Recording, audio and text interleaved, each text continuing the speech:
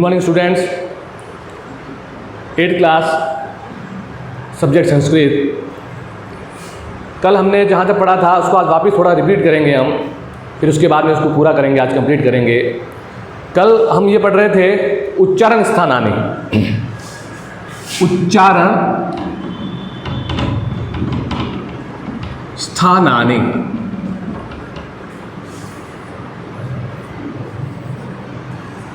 उच्चारण स्थानानि के अंदर मैंने कल आपको बताया था 11 प्रकार के होते हैं जो हमारे मुख द्वार से निकलते हैं, हमारे मुख के अंदर से जहाँ जो भाग हैं, पार्ट है, वहाँ से वो उच्चारण प्रसारित होते हैं और बाहर निकलते हैं। तो हमने कल 2 तक पढ़े थे, लेकिन आज हम वापस फिर से रिपीट करेंगे। पहला था अकुह विसर्जनीय। अकुह विसर्जनीय कंठ। बताया था कल अ का मतलब और आ।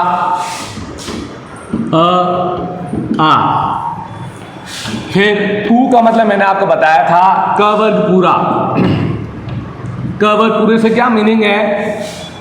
क, ख, ग, घ और अंग, ये क वर्ग पूरा। फिर उसके बाद में है ह। उसके बाद में है विसर्जनीय। विसर्जनीय का मीनिंग मैंने आपको बताया था विसर्ग। तो कंठ के अंदर जो है ये वर्ण आते हैं अ, आ, क वर्ग पूरा, जिसमें क, ख, ग, घ, अंग। आपको मैं बता दूं ये जो वर्ण है ये इसको हम हड़ा नहीं बोलेंगे, ये हड़ा नहीं है। क्योंकि ध्यान दें आपकी ड के पास में साइड में बिंदी है, तो ड के पास में यदि साइड में बिंदी होती है तो वह हड़ का उच्चारण नहीं होता है, यह अंग का उच्चारण होता है। इसका उच्चारण होगा अंग। मैंने आपको क्लास में भी पहले बताया हुआ है, बार बार बताया हुआ है, क्योंकि शुद्ध उच्चारण करना बहुत जरूरी है। तो यह अंग है, ध्यान रखना। हड़ कब होगा? जब ड के नीचे बिंदी होगा तो वो हड़ होगा। संस्कृत में इस प्रकार का कोई वर्ण नहीं होता है, तो ध्यान रखें आप। ये हिंदी वर्ण है और ये संस्कृत वर्ण है, तो ये साइड में बिंदी होगी वो अंग कहलाएगा, ध्यान रखें। तो क, ख, ग, घ अंग, उसके बाद में ह, उसके बाद में विसर्ग। ये उच्चारण स्थान के जो वर्ण है वो कंठ उच्चारण स्थान होता है। ये हमारे गले के यहाँ पर कंठ होता है, यहाँ से वर्ण जो उच्चारण जो निकलते हैं वो ये वाले होते हैं, अ, आ, क वाले। ये ठीक है, ये हो गया आपके पहला। दूसरा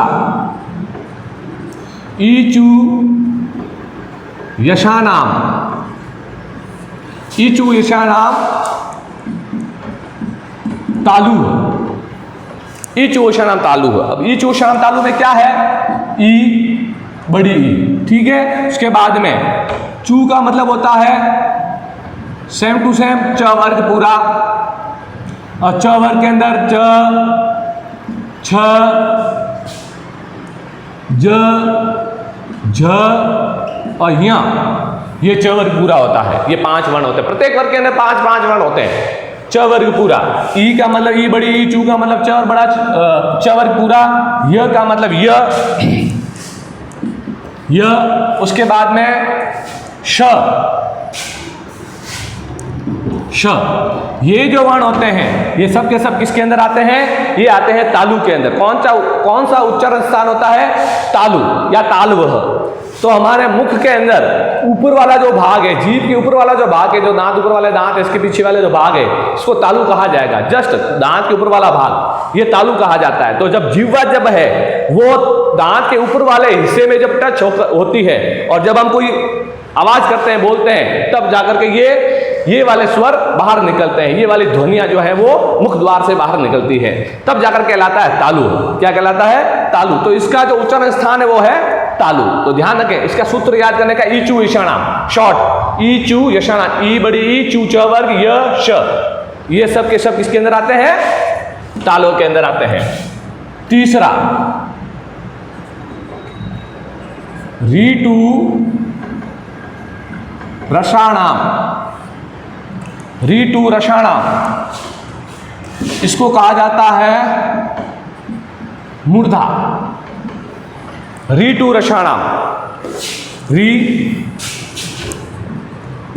री छोटी री और बड़ी री, ठीक है। टू का मतलब हो गया ट वर्ग पूरा सेम टू सेम, ट वर्ग में क्या होता है ट, ठ, ड, ढ और अण, ठीक है। ट ठ ड ढ पूरा वर्ग है री टू रसाणाम, ट ठ ड ढ ट वर्ग पूरा, फिर हो गया र, उसके बाद में हो गया ये वाला श, ये श।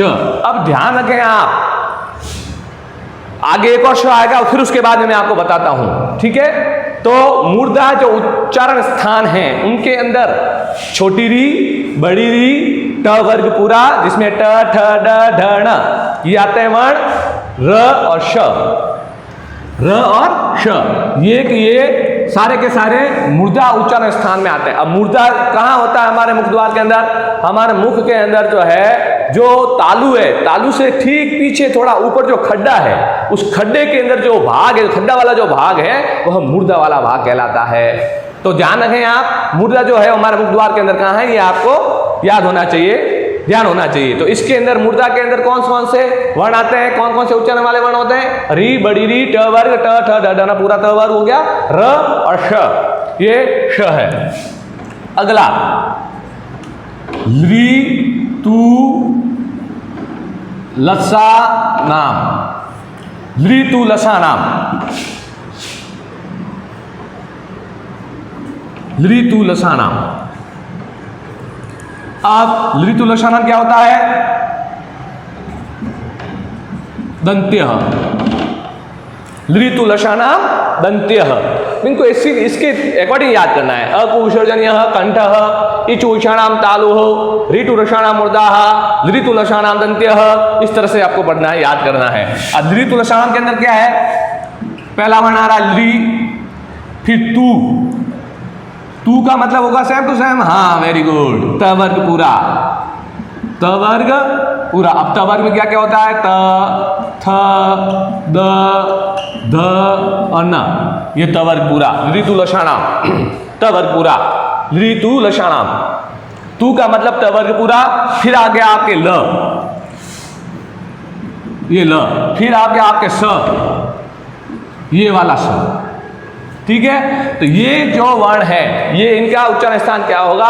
दंत्य। इनका उच्चारण स्थान क्या होगा? दंत्य। ली त वर्ग पूरा जिसमें त थ द ध न ल और स। अब ध्यान रखें, जब कभी भी आपको ये तीनों श है यहां पर, ये वाला और ये वाला, जब कभी भी ये वाला श आए तो आपको कभी ये नहीं बोलना है शंकर वाला श, ये कभी मत बोलना आप। इस श को आप बोलेंगे कौन सा श है ये? तालु वाला, तो इसको बोलेंगे तालव्य श। क्या बोलेंगे आप? तालव्य श।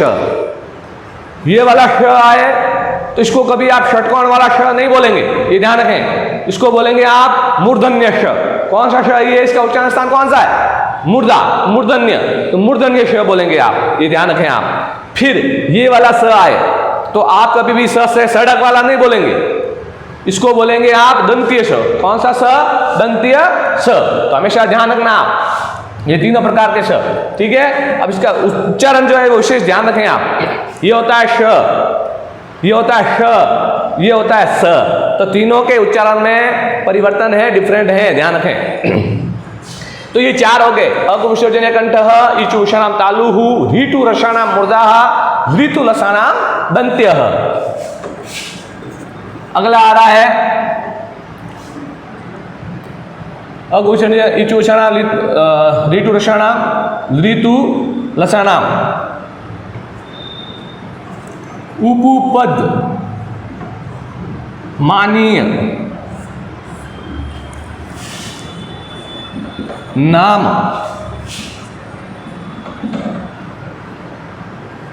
ओष्ठ,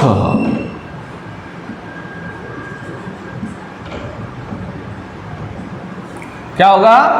ओष्ठ। उपपद मानीय नाम ओष्ठ, ये ध्यान रखना। उपपद मानीय नाम ओष्ठ का मतलब क्या? ओष्ठ का मतलब होता है होठ, ओष्ठ का मतलब क्या होता है? होठ, ध्यान रखें आप। ऊ का मतलब है छोटा ऊ बड़ा ऊ, लघु और दीर्घ। पू का मतलब है प वर्ग पूरा, प वर्ग। प वर्ग में क्या क्या होता है? प, फ, ब, भ और म, ये प वर्ग पूरा। पू का मतलब उपपद, ठीक है। और ना पद्य, पद्यमान, पद्यमान का मतलब होता है भाई, इसके अंदर एक और चीज होती है, अर्ध विसर्ग प और अर्ध विसर्ग फ। ये अर्ध विसर्ग होते हैं, इनको अर्ध विसर्ग कहा जाता है। ये ध्यान रखें आप, इनको अर्ध विसर्ग कहा जाता है।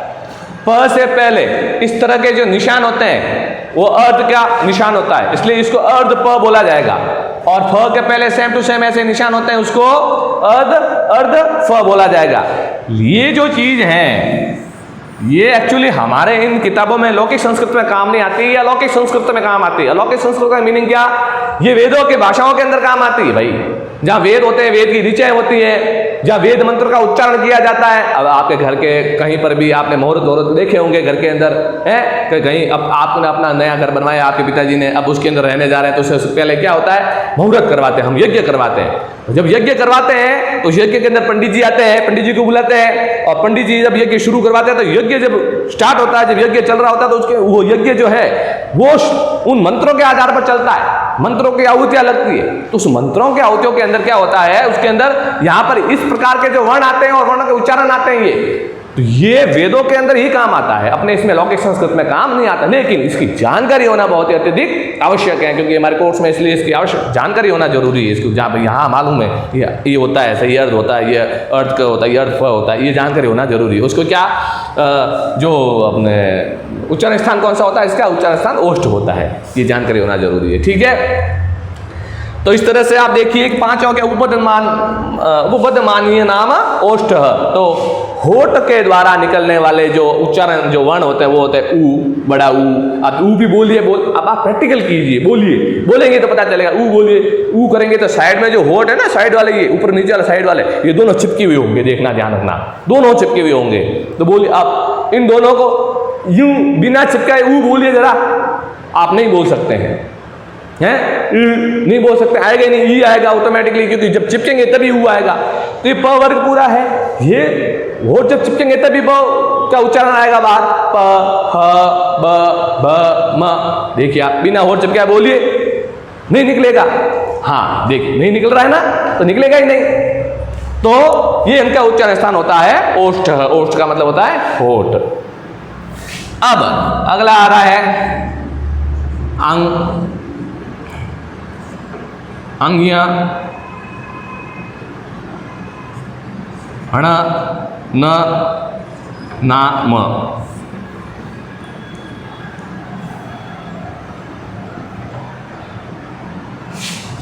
अब इनके अंदर देखो, ये प्रत्येक वर्ग के पंचम वर्ण है, ध्यान रखना। प्रत्येक 5 वर्ग होते हैं, 5 वर्गों के पंचम वर्ण होते हैं। अब ये देखिए, ये वाला जो वर्ण है ये च वर्ग का अंतिम वर्ण है, च, छ, ज, ज, य, ठीक है।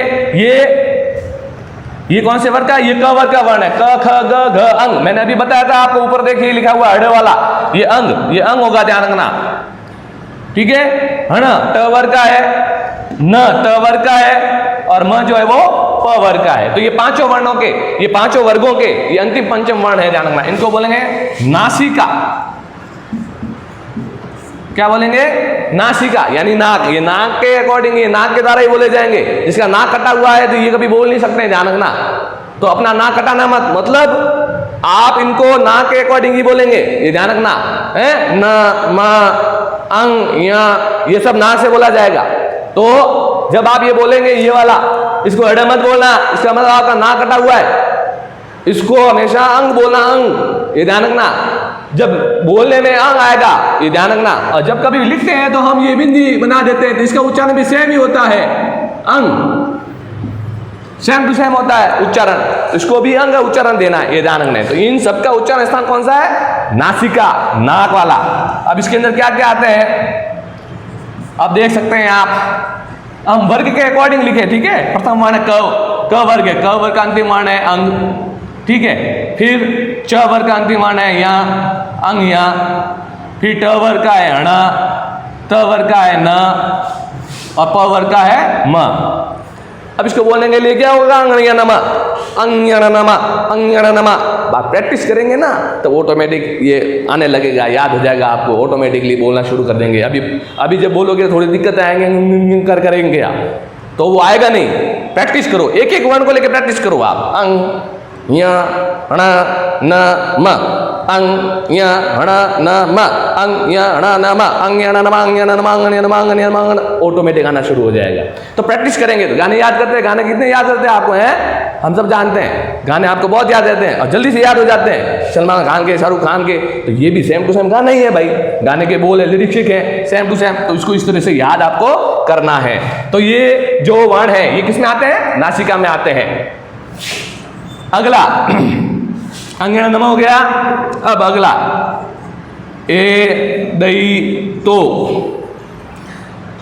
ए दई तो ये दई तो क्या ले लेंगे, क्या करेंगे, ए दई तो कंठ तालु।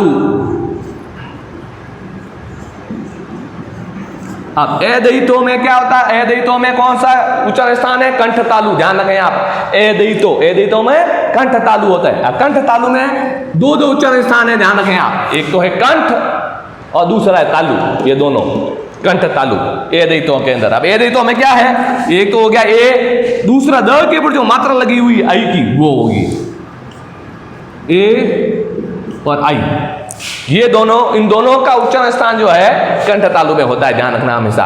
कंठ और तालु दोनों के, ए आई ए आई, इस तरह से। दूसरा है ओ दऊ तो, सेम टू सेम है, ओ दऊ तो। ओ दऊ तो के अंदर क्या होगा, कंठ, कंठोष्ठ, कंठोष्ठ,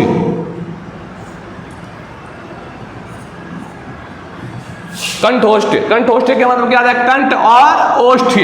एक तो हो गया कंठ, दूसरा हो गया आपका ओष्ठ्य, ये वाला कंठ और ओष्ठ्य, ये दोनों से, कंठ और होठ दोनों से क्या क्या है, एक तो है ओ, दूसरा है औ, ओ औ, ये दोनों मात्राएं, ये दोनों का जो स्वर उच्चारण है, ये दोनों का कंठ ओष्ठ्य, कंठ और तालु, सॉरी ओष्ठ होठ, इन दोनों से मिलकर के ये वाला जो धुन जो है, उच्चारण जो है निकलता है इनमें से। ये हो गया आठवां। नौवा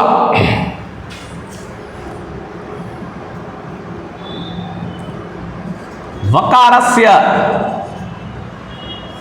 वकारस्य क्या होता है, दंतोष्ठ्य। वकारस्य का होता है दंतोष्ठ्य। अब दंतोष्ठ्य में क्या है, एक तो है दंत और दूसरा है ओष्ठ्य, एक तो है दंत, दूसरा है ओष्ठ्य, दंतोष्ठ्य। कौन सा वर्ण है, एक ही वर्ण है भाई, व, ध्यान रखें आप, व वर्ण ओनली। तो वकारस्य में दंतोष्ठ्य होता है और एक ही वर्ण होता है इसके अंदर, ठीक है, एक ही वर्ण होता है, वो होता है व, ये ध्यान रखें आप। अगला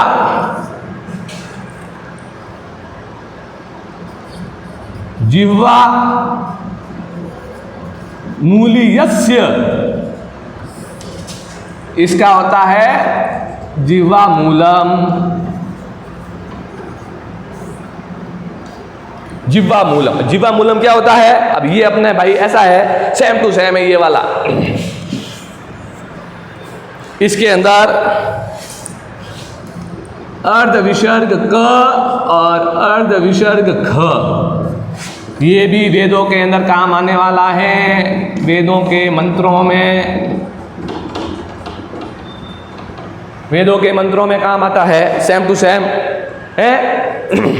जिस तरह से ये हमने किया था वो बदमान, अर्ध फ, अर्ध प, अर्ध फ, उसी तरीके से अर्ध क और अर्ध ख, ये किस में आ रही है, जिह्वा मूलियम, यानी जिनका उच्चारण स्थान कौन सा, जिह्वा मूलम।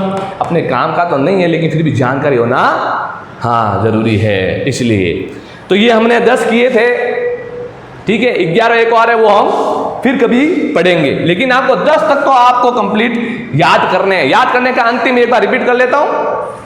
अकुह विसर्जनीय कंठः, इचु ईशानाम तालुः, रीटु रसानाम मूर्धाः, ऋतु लसानाम दन्त्यः, उपपद्यमान्यनाम ओष्ठो, अंगनमा नासिका, एदैतो कंठतालु, औदौतो कंठोष्ठ्य, वकारस्य दंतोष्ठ्य, जिह्वामूलीयस्य जिह्वामूलम।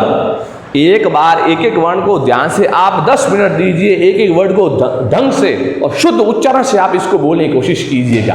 केवल 5 मिनट लगेंगे आप एक बार, फिर आपको कोई समय नहीं लगेगा और आगे भी आपको कोई समय नहीं लगेगा, आप इजीली इसको कर पाएंगे। तो ये उच्चारण स्थान है, ये आपको अच्छे से करने हैं, लर्न करने हैं और इनको रटना है। एक बार देखो, संस्कृत 2 विधाओं से चलती है, रटने से भी और उसको समझने से भी। कुछ चीजें ऐसी होती है व्याकरण की जिनको पहले रटा जाता है फिर समझा जाता है, तो ये वो चीज ऐसी है जिसको पहले रटेंगे फिर इसको समझेंगे। तो मुझे मालूम है आपको ये अच्छे तरीके से समझ में आ गया है। अब इसको कंठस्थ कर लेना, इनको याद कर लेना। अब इसका होमवर्क यही है, आपको